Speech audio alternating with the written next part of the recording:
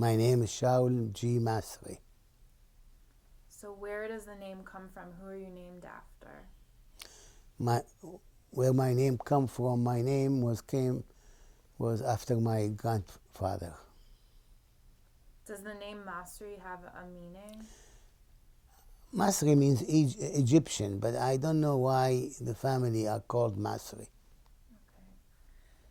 My father used to travel all over the world, so I don't know how he got the name Masri. Can you tell me about the city you were born in and any memories you have? I was born in Basra, and I don't have memories from that time because my father died when I was 4, and my mother went to Baghdad. So I don't have any memories of that. But I visited Basra many, many times after that, and I have memories of that time because my aunt lived in Basra, and we used to go and visit her there.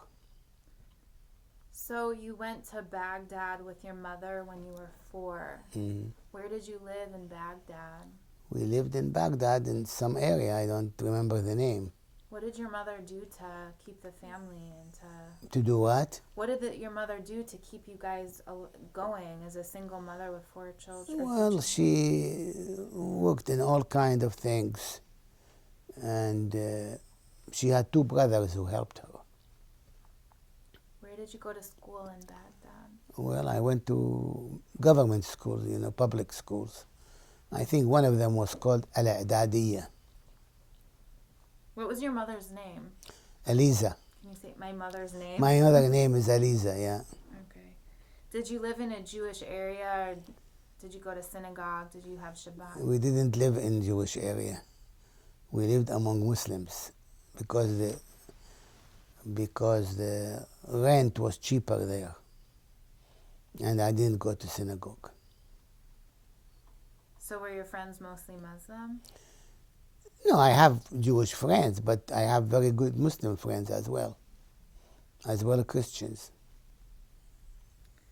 When you were growing up, I've heard in Iraq there was like the communist groups. There were so many different groups that people were involved in, and Jewish people were really engaged in whatever group. Were you involved in any kind of group? Were I involved in any kind of organization? No. No. So what was life like in Iraq? What are some of your positive memories of being a child growing up there, and negative memories too? Well, life was beautiful, especially if you had some money, as usually in everywhere in the world. But Iraq is a very rich, prosperous country. And Baghdad as a city has 2 rivers through it. And the summer is very beautiful because the level of the water goes down in the rivers and little islands appear. They call them Jazra. And people used to go there in the evenings, and there were fishermen who caught fish, and you can buy the fish there and then had a fire and cook it there, and people sit and campfire and sing and eat, and it was very pleasant.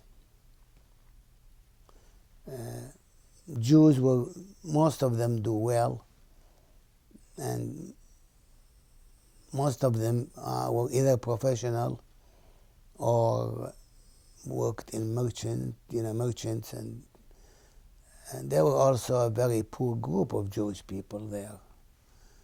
And the people who were well-to-do, they used to work 3-4 hours in the morning, and at noon they bought fruits and good things and went home and had a siesta in the evening and at noon, and then get out in the evening and went to the river, and many of them had little boats also. So it was really nice. Did you experience anti-Jewish sentiment or anti-Jewish discrimination at all? Did I experience anti-Jewish sentiment? Well, anti-Jewish sentiment was there all the time. But sometimes it expressed itself subtly, sometimes overtly. But that's the nature of things in the Arab world. Jews lived well.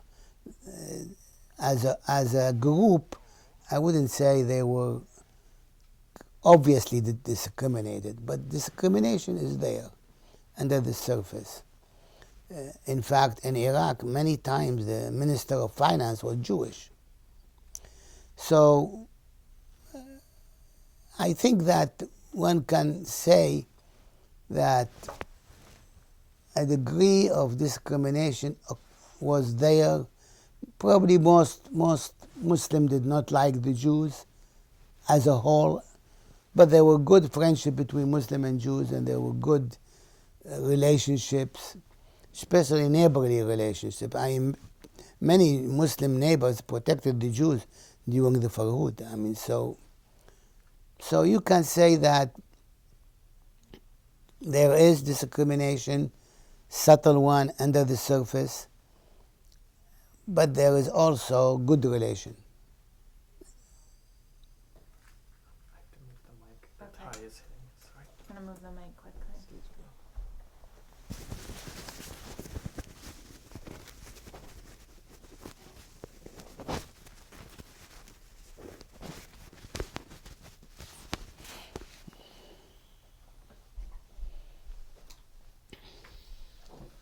What were some of the foods that your mother would cook for you? What was some of the food that my mother cooked? She cooked Iraqi food. Like what? Kubba bamia, kubba shwandar, khichdi, qaymar in the morning. I don't know whether you know what this means, but I still eat them here. My wife learned to do them.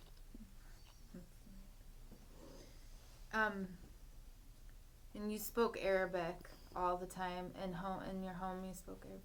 Do you speak Judeo-Arabic or what? What? Judeo-Arabic and... Well, you see, there are three Arabics in Iraq. There is the literature Arabic, which you study in school and which is all over the Arab world is the same. There is the Muslim dialect, the Arab dialect, and there is the Jewish dialect. So at home we spoke the Jewish dialect. Outside with Muslim we spoke the Muslim dialect. Writing or reading we did the literature Arabic.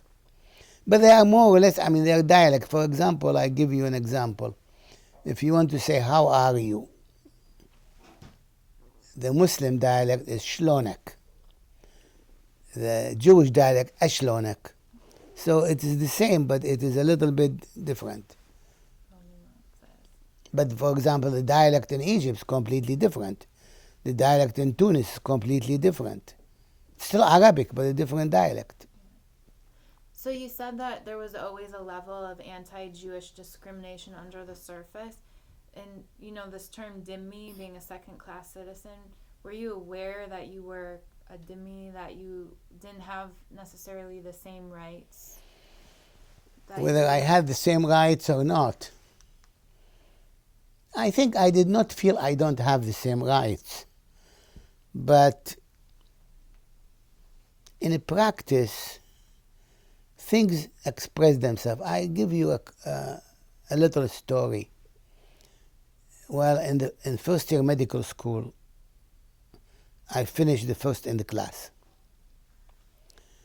And there is a ceremony where the regent, who was not the king, but the regent, because the king was small, used to have a ceremony and invite all the top students in various colleges and schools. And I was invited because I was the first in the school, in that medical school. So they were reading the names, and each time a name was read, there was applause and, appreciation. When my name was called Shaul Gurji's per excellence Jewish, nobody clapped. My mother was in the audience. She stood and continued to clap. And they said, well, why are you clapping? She said, I'm clapping for all of you. So you see, it's not really discrimination. They didn't like it. They didn't like the Jews. The Jews were top, were good in everything. And they were jealous of them. There are all kind of reasons for that. But I did well there. I mean, I get into medical school. I did well. Your mom must have been so proud. Yeah, my mom was always proud. Can you tell me about your mom? My mom was if she was born in Israel or in America, she would have done great things. She was very able. I think at age 12, they were in Basra. They tell me the story. I was not there. And they didn't have money, and they needed some money from a relative in Baghdad. And they needed somebody to go from Basra to Baghdad. It's not a simple thing. That at the time of the Ottoman, when they were there. And she said she would go. And she traveled alone on a boat to Baghdad, brought money and came back.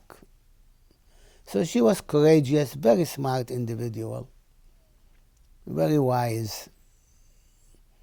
And the fact that my father died at age 4, and she was able to raise us, 3 children, and all are good and well, and they're doing well, successful in their life.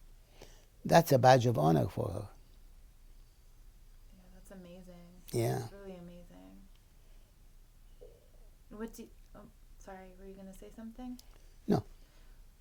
What do you know about your father? And you said he traveled all over. How did he... I don't remember of him anything.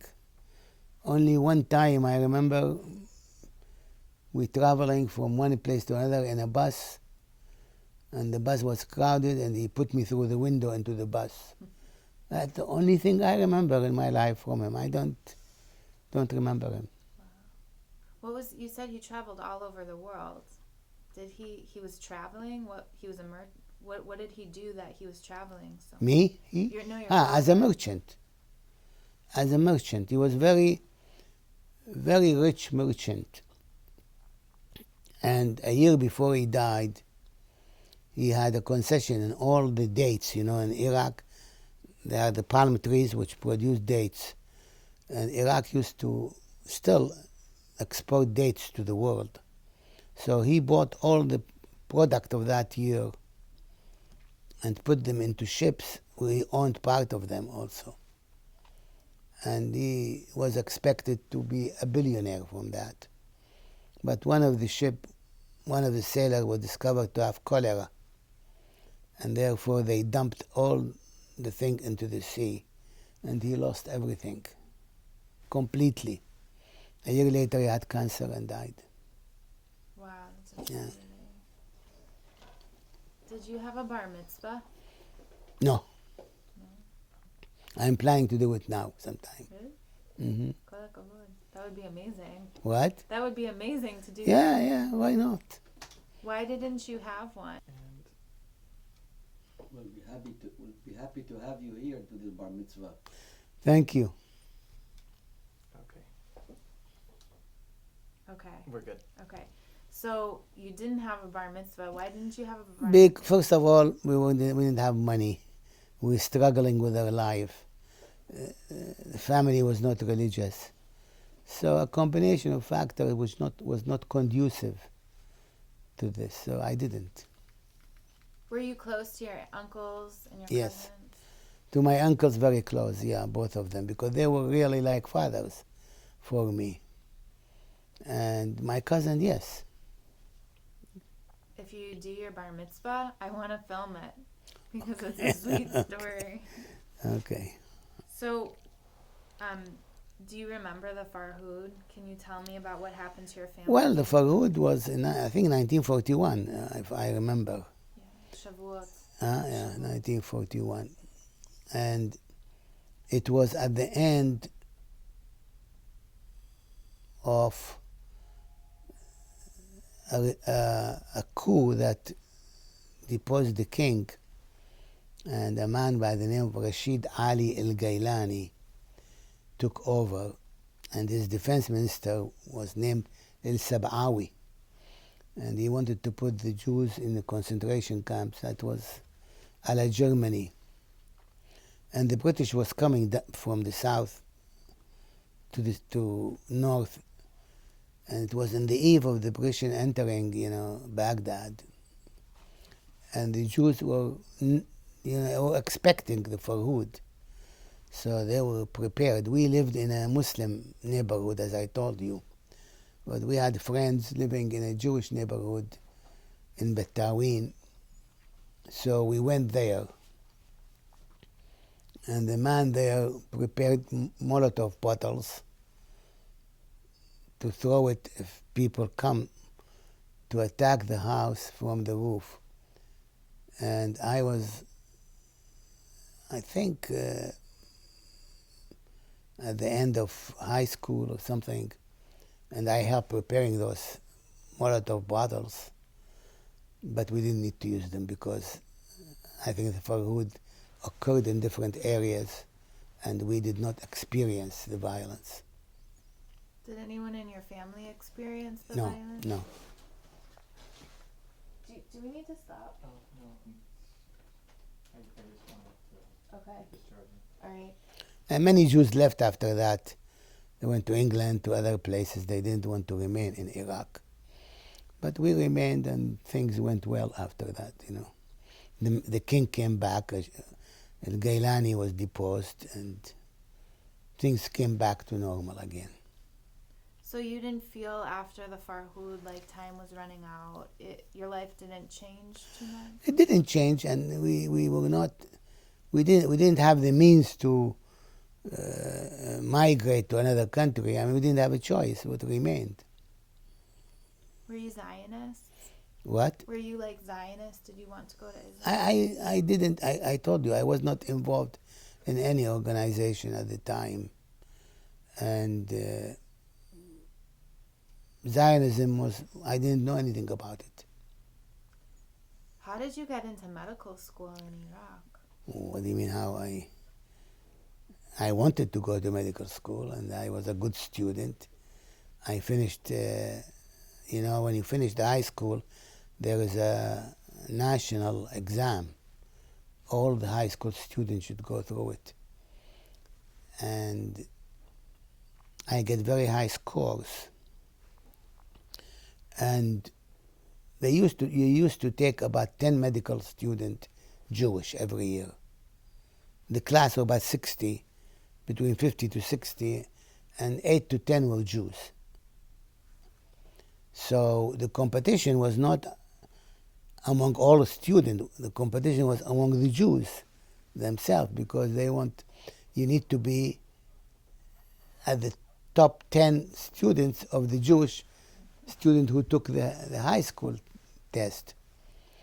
And I wasn't at the top 10 because the country is divided into North, Central, and South.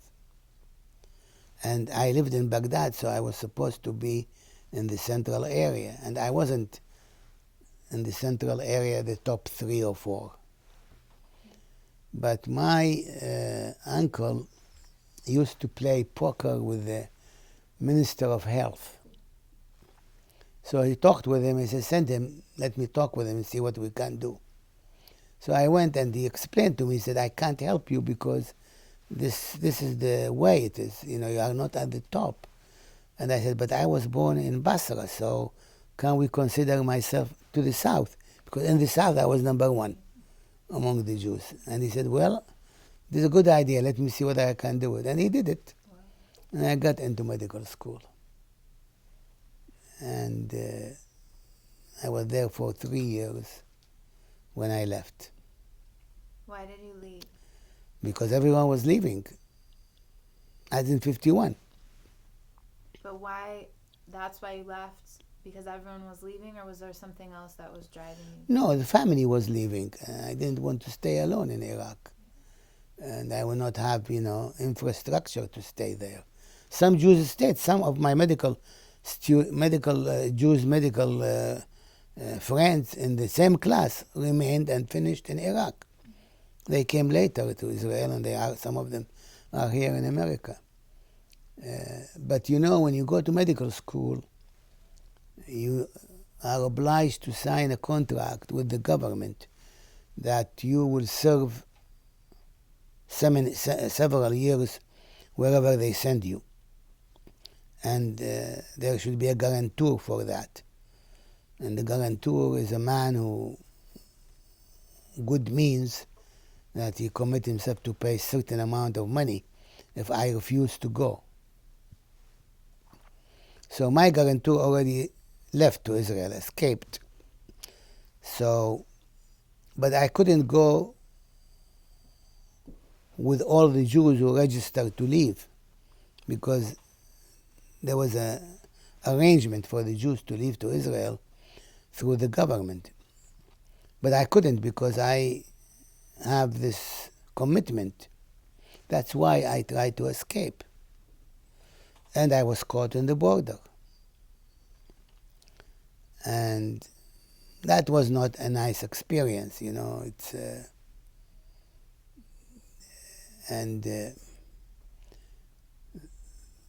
then the guy who caught us in the border, the police officer, he said to me, "You stupid, you go with these people to transfer you to Iran, you should have come to me for 100 dinars, 100, dinars, the currency in Iraq. I would have taken you in my jeep. Why you need to escape?" And I said, "No, I don't know." Then he came back to Baghdad and called. He said, "If you want now, I have the jeep here, you can come with me."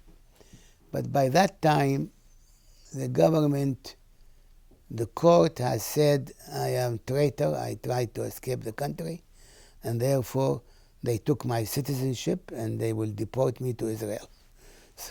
So I went with the family by plane to Israel. You're really lucky. Yeah. You're really lucky that they didn't put you in jail. No, he didn't do anything. I mean, it's, you see, somebody knew the judge. I mean, the good thing about Iraq is that you can buy your way with money, easy. Who was smuggling you? Huh? When you decided that you were going They were smugglers, Arabs, Muslims. For money, you can get anything. It's also here to some degree. I mean, with money, somebody said money is 2 inches below the power of God. With money, you can get, almost everything.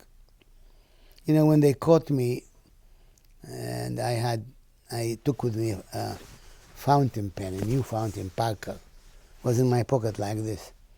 So this officer took it, put it on the table, and I said, "This is mine." He said, "It was yours, now it's mine." He took it for himself. Yeah, and then they accused me of watch smuggler. I had one watch in my hand. They said, "You're smuggling watches." The judge laughed. Said, "What do you mean? He has one watch, his watch. What is smuggling?" "No, he's not smuggling watches." And I said, "Okay, give me the watch back." They said, "No, we keep it for a month because you may appeal." I said, "No, I'm not going to appeal." He said, "No, the law, you wait a month." I said, "Okay." After a month, I go to take the watch in the Ministry of Finance, and this is important man sitting there. And he said, "All right, the watch is here, but you need to prove that you are who you are." But by the time, I lost all the identification. And I said, "But I don't have anything. You took it all." He says, "Well, if you can't identify yourself, I can't give you the watch." And I looked at him and I said, "But wait a minute." I had a photograph of mine in my pocket. I said, "See, this is me?" He says, "Yeah, this is you. Take the watch."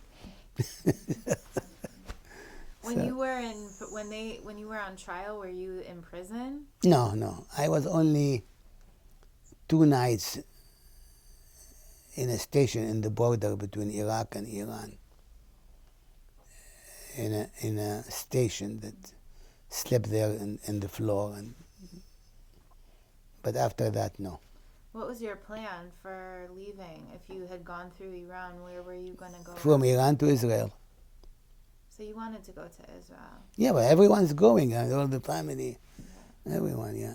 Did you leave with your mother and your brother and sister? Yeah, after that, I came before them because it so happened I came before them. When I arrived to Israel in the airport, I realized that they are being taken to to what they called them at the time, Ma'abara. This is, and I didn't want them to go there because we had an aunt living in Netanya. So I hid myself in the airport. Each time the bus come to take us, they didn't find me until they came 4 or 5 days later. So when they came, we told them we had an aunt in Netanya, we'll go there. But we didn't know where. We have only their name. We don't know their address even. So I said, I will go and find that, and then we'll come back. So I go to Tel Aviv, arrive around 6 o'clock in the evening, get on the bus to go to Netanya, which will arrive around 7 in the evening. And I know nobody in Netanya. I have no address. I have only the name of the family. And I'm sitting there, and a man was sitting by my side. We start talking in English. And I told him where I'm going, and he's from Netanya. Said, who's your aunt and her husband? I said, their name. He said, you know, they are my neighbors. It's an amazing thing. So he took me by hand to them. And then, the family came. We stayed with them a few months, and then we find our own place. And You're lucky that you didn't have to go to the Mabarot. yeah. So what did you do did you go to medical school? Yeah, of course, I needed to apply because I was in the 4th year of medical school. So there was an interview and kind of a mini test before so I went to this interview, and this famous professor died now. His name is Rachmilevich. Start talking with you, an interview for an hour, asking me to see what I studied, if I know what I'm talking about, and so on. And suddenly, he looked at me and say, Mr. Massry, how many paintings in the room? Well, the hell, I don't know how many paintings in the room. I wasn't looking at the walls to count the paintings.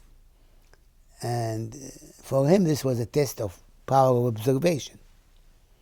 Well, if I tell him I don't know, it may not look good. So what I said, I was sitting like this. I covered this, and I said, Professor Ahmedevich, I said, I don't know how many paintings in the room, but I appreciate if you tell me what is the color of my tie. He looked at me and said, Master Massry, you get into medical school. Don't worry. And then I was there, and I finished medical school. And as you know, in Israel, you need to go to the army for 3 years. I couldn't afford it. I was poor. I worked all my way through medical school, and so they offered me to commit myself for 5 years to work in underdeveloped areas in Israel instead of going to the army. And I signed, and they sent me to work on Sodom. Sodom was the most, forsaken place in the world. It is the lowest part in the world. It's so hot. If you go to sleep for 2 hours in the afternoon without air conditioning, you lose 4 or 5 pounds sweating. And who worked in Sodom? The lowest, the most obnoxious people, because who wants to go to work in Sodom? The most honorable person, he was either 2 or 3 years in prison before that, or full of homosexuals and so on. And here a young man come, 24 I was, to work with them.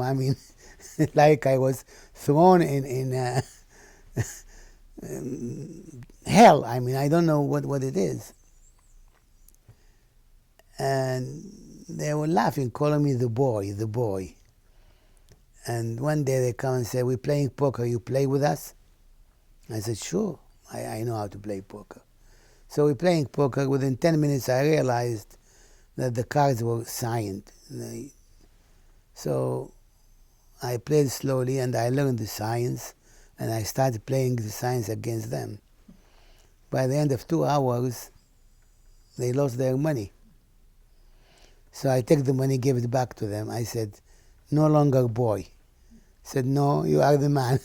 Since then, I gained their respect, and I spent there almost 3 years. Yeah. Okay. Okay, I know you just told me about the discrimination, but can you touch on that a little bit again? You told me the interesting story about the Kupat Cholim man. Look, in 1951 and for another 10 years, I think the Sephardic Jews, the Iraqi and then Moroccan and Tunisian who came, Egyptian, were discriminated. I mean, it is still, my wife doesn't agree with me, but it is. They discriminated, and also the Sephardic didn't like the Ashkenazis. I mean, they called them Wuzwuz. They didn't like them. I mean, but it's natural, the different cultures, different music, different thinking. I mean, I don't think one should degrade the social structure of Israel because of this. It is natural. People came from different point of view, and they put together, and there is a time for them to adjust to each other and so on. In the process, some people suffered, some people didn't.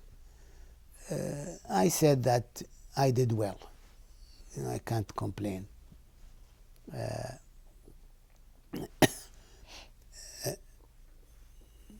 But, at the end of the day, Israel was a salvage for everyone, including the Sephardic and the Ashkenazis, and it gave home to the Jews. It became a place where people can feel free and do what they want. And the presence of Israel, as Golda Meir said, is our secret weapon, because we have nowhere to go.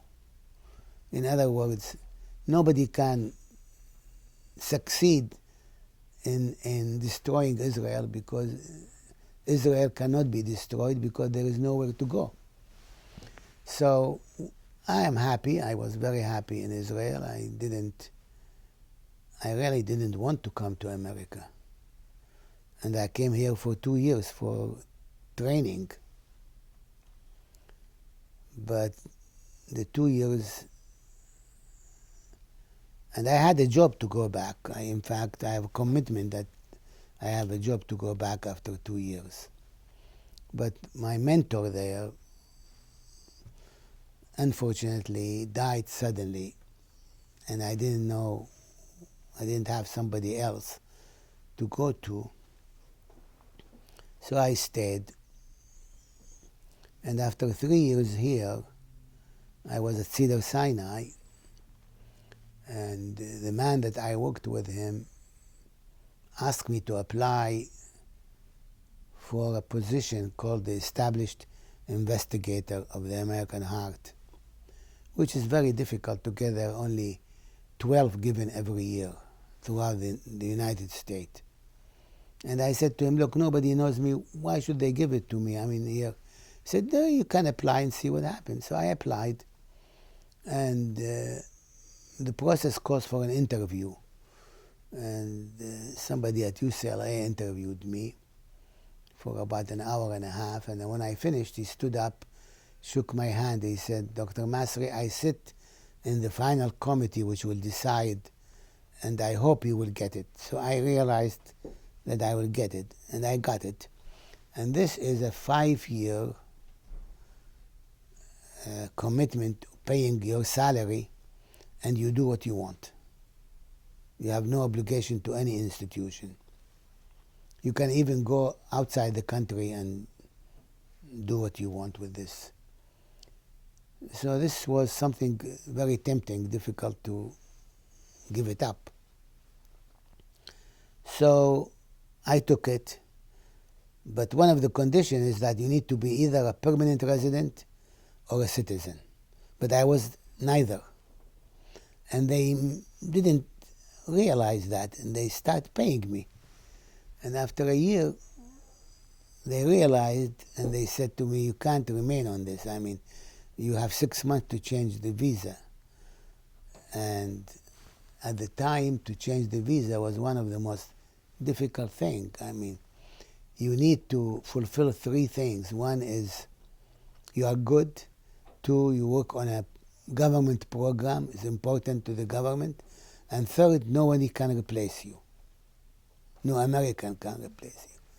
So Cedar Sinai applied for me and it was denied. They said he is good, he is working on a government project, but there is no proof nobody can replace you. And was signed by a lady. So I called her, I said, how could the Congress make such a law? Nobody can replace me. I mean, the president died, there is somebody to replace him. Who am I? Nobody can replace me. He said, you don't understand the law, Dr. Massry. I said, what the law means?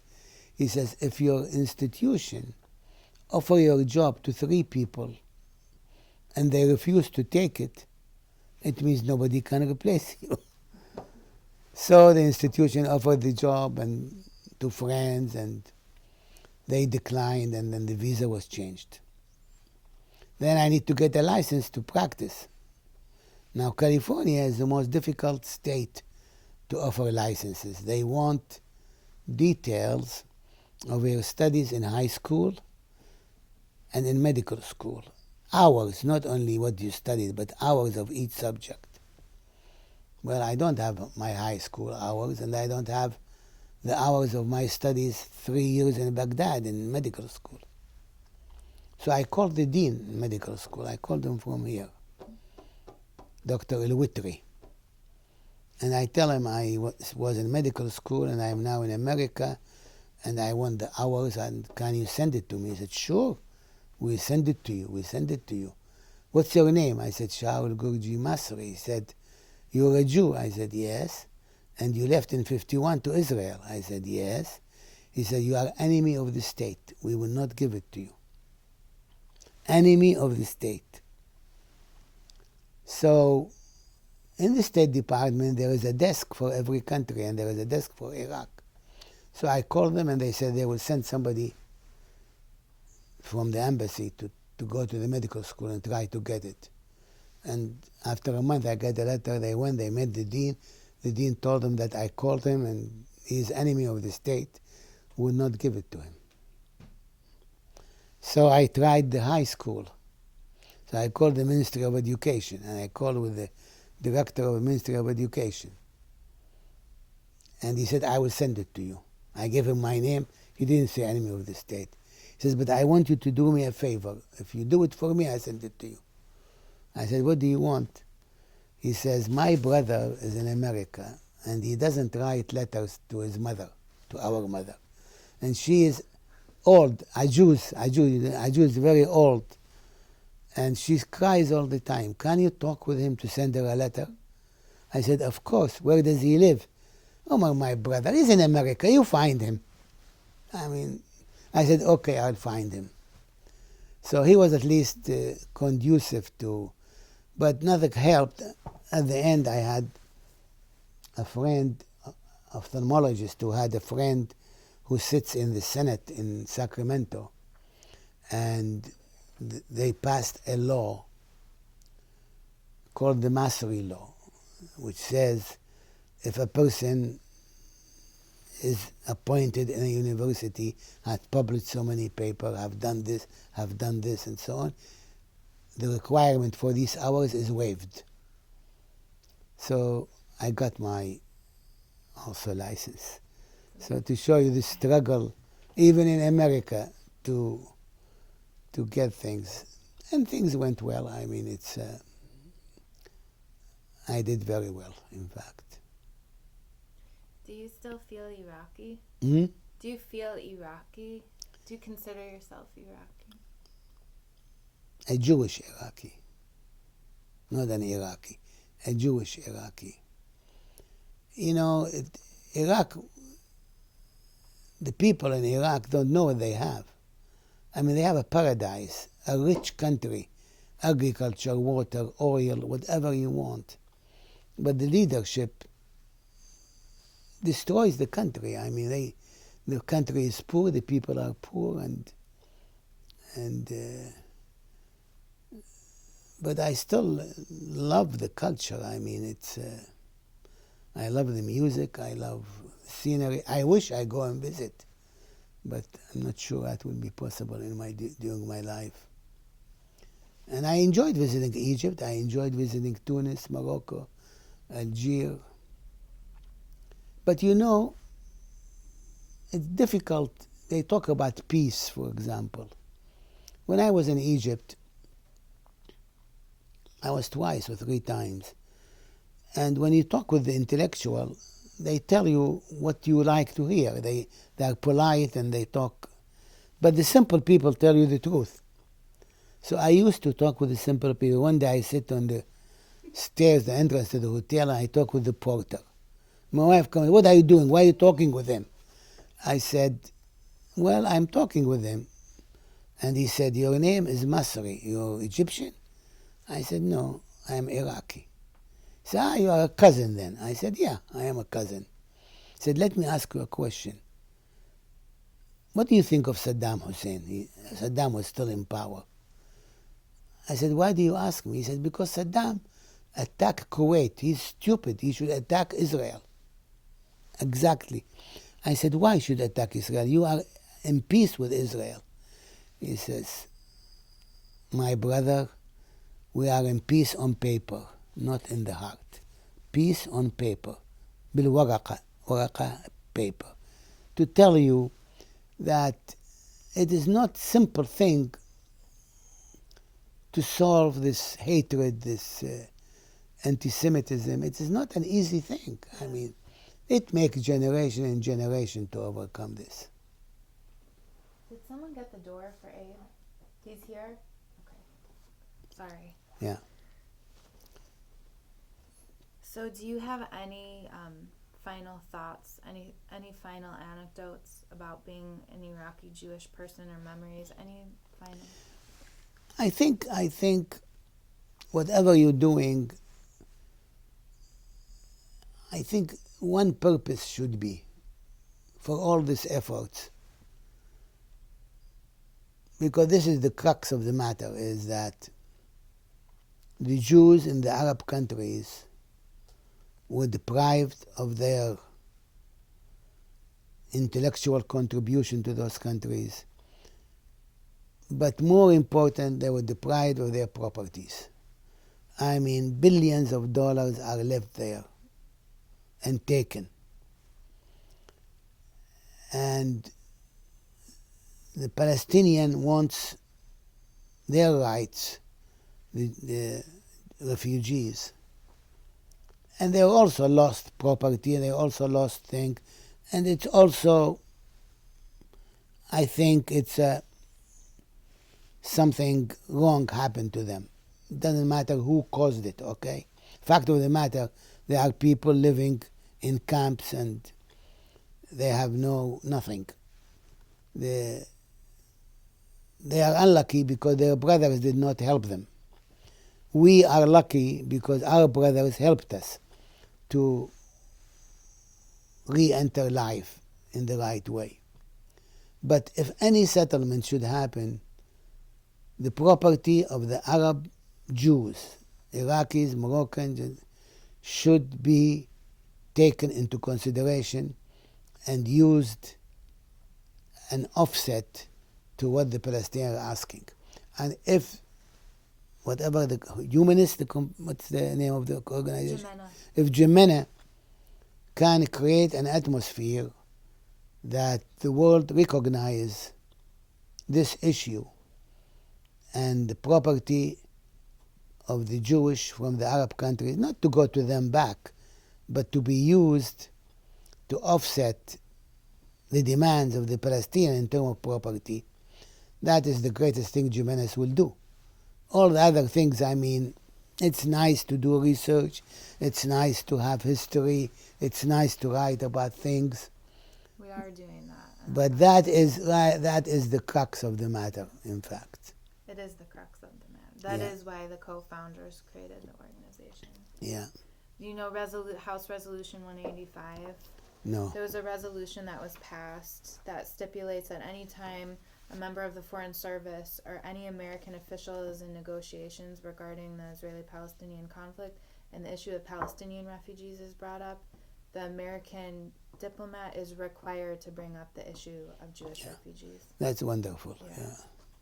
But it's late, you know, it's almost getting too late for that. But it's so, and that's why the JIMENA was great. So thank you. You know, I see my life as a journey through three cultures. Three cultures. The Arab-Iraqi culture, the Israeli culture, completely different, and the American culture, completely different from both cultures. And I'm planning to write a book about this. It's I don't think a lot of people have experienced and successfully to go through these three cultures as I did. Maybe there are a few. So I need really the time. And one thing I forgot to ask you was actually about claims and property that was confiscated from your family. If you had to put an estimated value on the total number of dollars, or we did not have any substantial thing really, but my aunts, my uncles, they did. But if you add all together, I mean, there are billions of dollars.